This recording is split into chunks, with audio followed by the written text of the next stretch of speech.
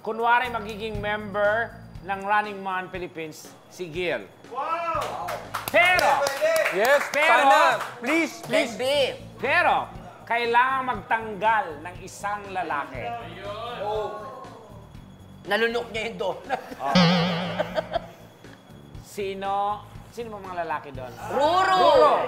Buboy. Buboy. Miguel. Kokoy. Kokoy. Miguel. Miguel Tan Felix.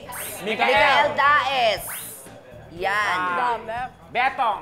Hindi siya kasama doon. Ano lang. Running Man. Ano, kung papasok si Gil, pero may kailangan tanggaling isang lalaki doon. Careful! O, sino? O, kung gusto mo, kung may gusto kong tanggaling babae, magtanggal ka na din. Glyza. Ilan na nga lang kami. I love you. Pero, wala. Wala kang tatanggalin. Huwag Eh, ka pangarap niya